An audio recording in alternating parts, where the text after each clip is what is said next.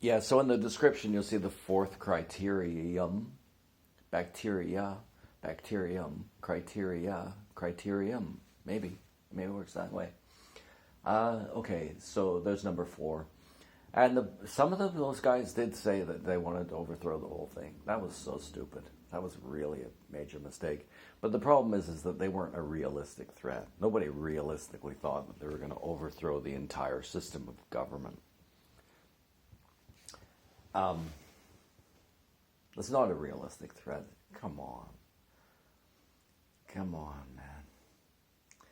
man. So a couple leaders are in jail. One Métis woman, I don't know why you mentioned that. It's kind of a point in our favor, I guess. Anyway, she's a Métis woman. She's in jail, and of course they're postponing the bail hearing.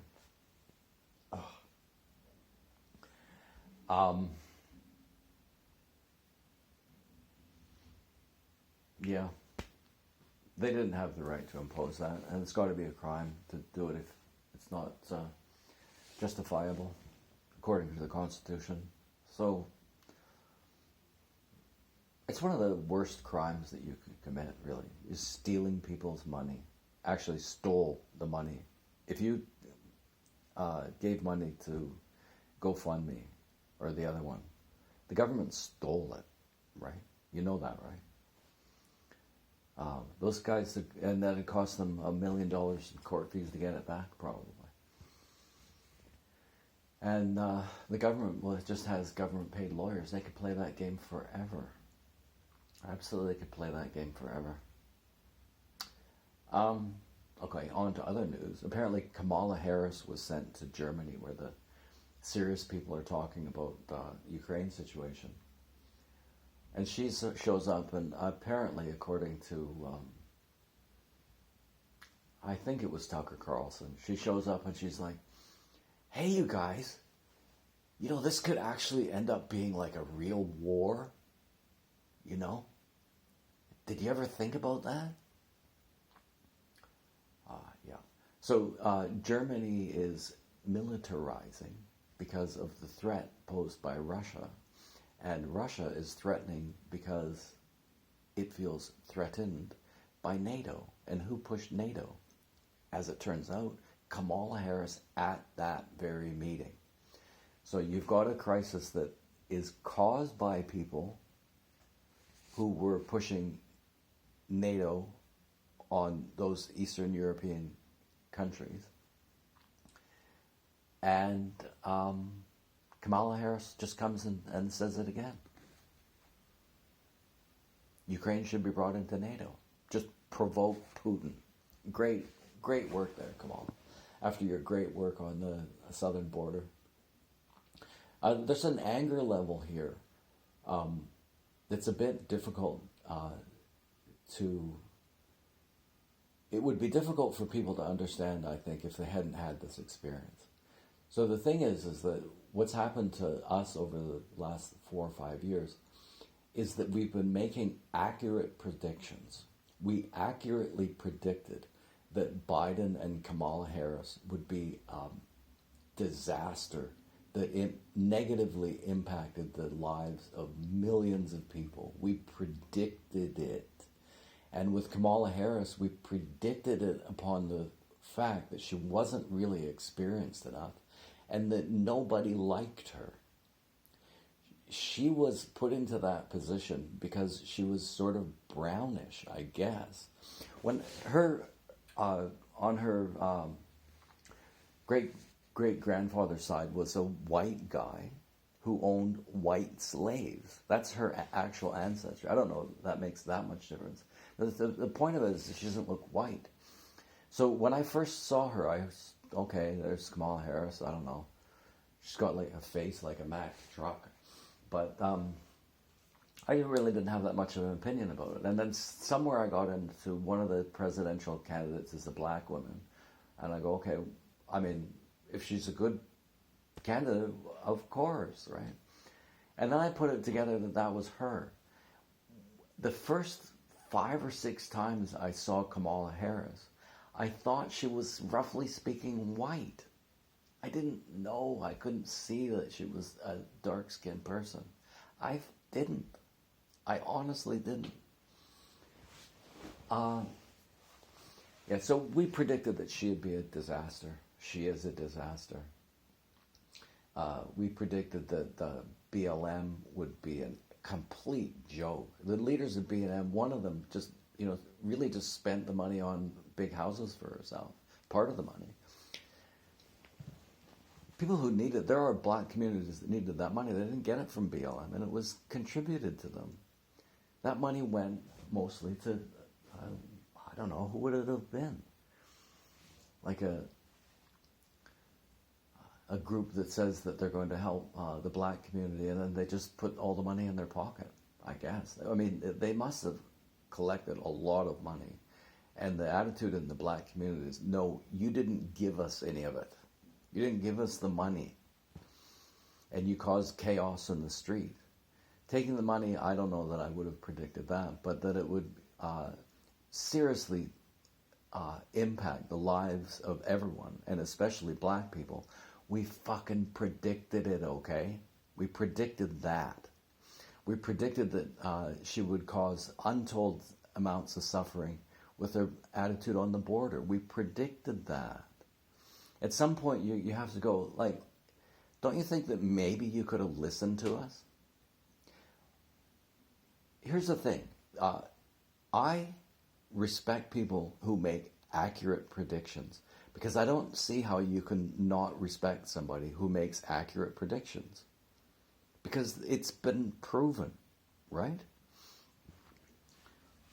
In my life, what's happened to me is that I made inaccurate predictions, and my wife, who isn't exactly the intellectual type, made very accurate predictions, and it had a massive impact on my life because she was right. And so now I respect her intellect. That's coming slowly, but I didn't, she got shit right that I didn't, and I absolutely respect that.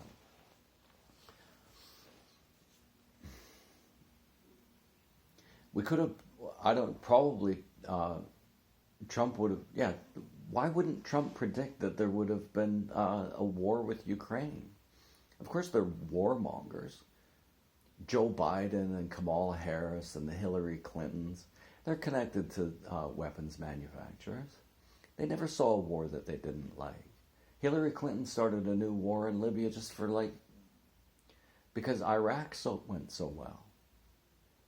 Her and Obama, that's one of the biggest blunders. Not just it makes so many blunders. I guess it wouldn't be the biggest one, but it was a huge one. Because Gaddafi said, if you take me out, then Europe's going to be flooded with refugees. So they took him out, and Europe was flooded with refugees. That's just what happened.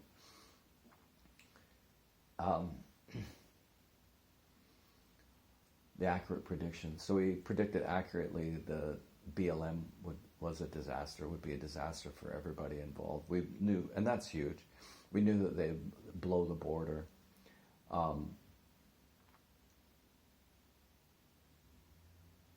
Could have predicted what they were going to do in Ukraine.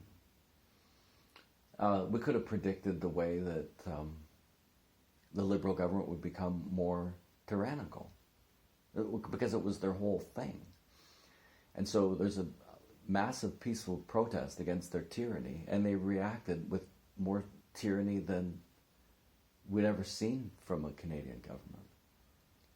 I think that is literally a factual statement.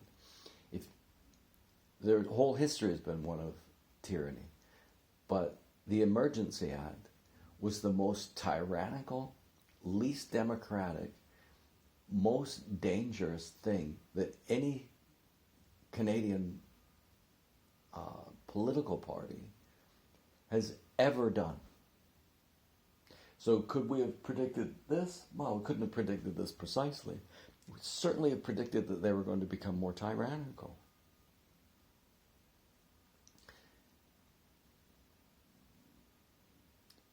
The war in Ukraine is going to result in a lot of people being displaced, a lot of trauma, a lot of deaths. So you keep making these fucking mistakes, and people keep dying and suffering as a consequence. At some point, the people that are more or less predicting something at the Ukraine, they could have predicted it, because we've always known that the tensions in Ukraine were the West's fault. We've known that for decades. So this we could have predicted. Okay, Biden, we just would have thought that we would have predicted that he'd be incompetent, right? He's too old. He's too befuddled. He's too many dummies tell him what to do. Look what he did in Afghanistan. He left the Taliban like $800 billion worth of advanced weaponry or something like that.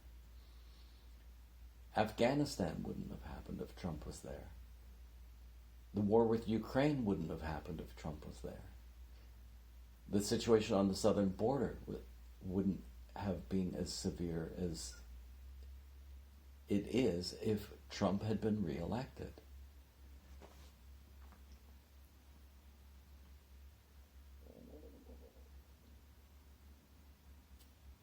That's a lot of suffering. It's a lot of suffering. It's a lot of deaths. And at what point do you just say, okay, now you guys need to be accountable for this? If you're like, oh, you hate Trump so much and what a dickhead he is, and boy, we got to get rid of him because he's like a dictator and all of that, and that was just your general thing, and you didn't bother to inform yourself on anything really, yeah, it's your fault, even if you're Canadian. Trudeau's definitely your fault. If you couldn't see him coming, it's your fault.